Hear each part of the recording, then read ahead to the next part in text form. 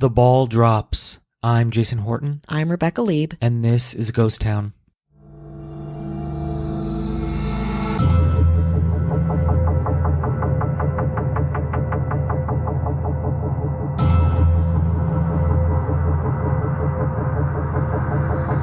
New York in 1904 was an exciting place to live. The city was growing exponentially. It even introduced a revolutionary new subway line. To commemorate the city's technological leaps and bounds and the relocation of the New York Times headquarters to Times Square, Adolph Oakes, the owner of the New York Times, decided to throw a party. A big party. Oakes had successfully lobbied the city to rename Longacre Square to Times Square to honor his famous publication's new home, though a contemporary New York Times article credits Interborough Rapid Transit Company president August Belmont for having the idea. The impressive Times Tower, built on a tiny triangle of land at the intersection of 7th Avenue, Broadway, and 42nd Street, was at the time Manhattan's second tallest building, built to chicly handle the newspaper's printing equipment.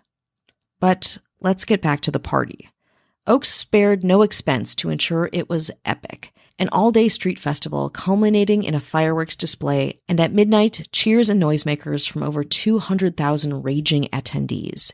It was said that the party could be heard as far away as Croton-on-Hudson, 30 miles north along the Hudson River. The New York Times description of the occasion described it as, quote, "From base to dome, the giant structure was alight, a torch to usher in the newborn year." The night was such a gigantic success that Times Square instantly replaced Lower Manhattan's Trinity Church as the place to do New Year's in New York.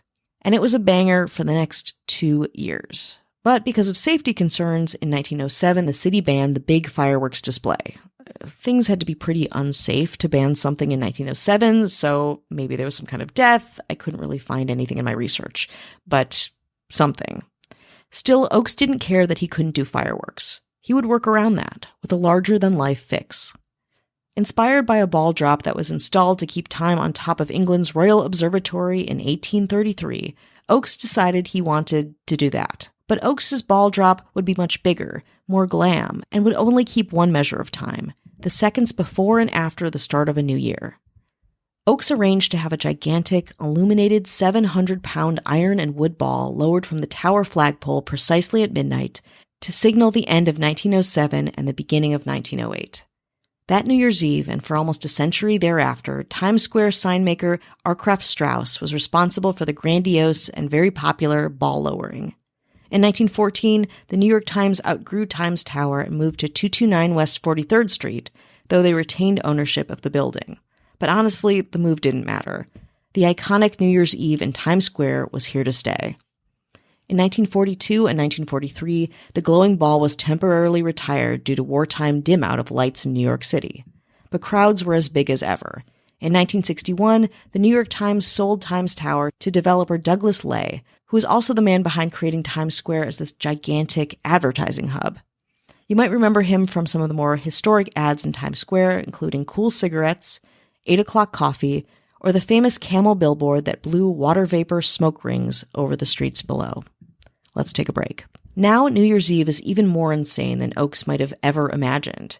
It is estimated that over 1 billion people watch the ceremony each year, with the lowering of the ball synonymous with the celebration of a new year. The ball itself has had 7 transformations in conjunction with the rising popularity and commercialism of Times Square. The first New Year's Eve ball was nothing to scoff at, 700 pounds made of iron and wood and adorned with 125-watt light bulbs. Just as a fun addition, as part of the 1907-1908 festivities, waiters in the fabled lobster palaces and other deluxe eateries and hotels surrounding Times Square were given battery-powered top hats with the year 1908 fashioned out of tiny light bulbs. At the stroke of midnight, all the top hats lit up in conjunction with Times Tower. Pretty cute. In 1920, a 400-pound ball made entirely of wrought iron replaced the original. In 1955, the iron ball was replaced with an aluminum ball weighing a mere 150 pounds. The ball stayed the same until the 1980s, when red light bulbs and the addition of a green stem converted the ball into an apple for the I Love New York marketing campaign from 1981 to 1988.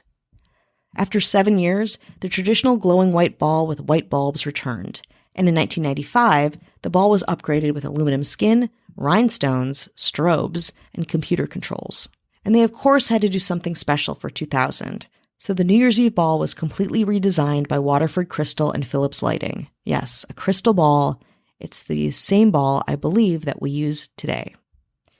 Now, if you want to see the ball drop in Times Square, you need incredible patience and maybe even some diapers.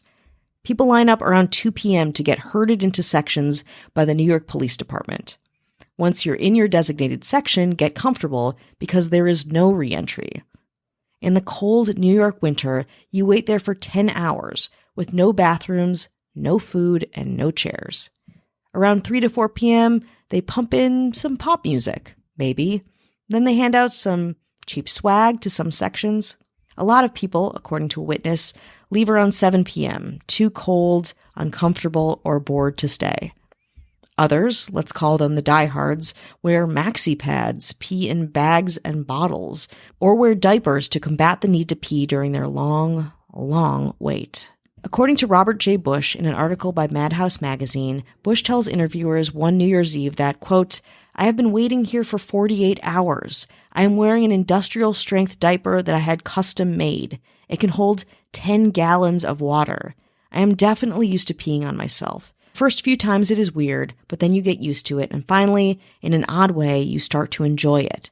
It can get uncomfortable when it freezes, though. If it's your jam to watch the ball drop on New Year's Eve, I support you. That's very cool. I just hope to God you're doing it from the comfort of your own home, close to food, booze, and of course, a bathroom."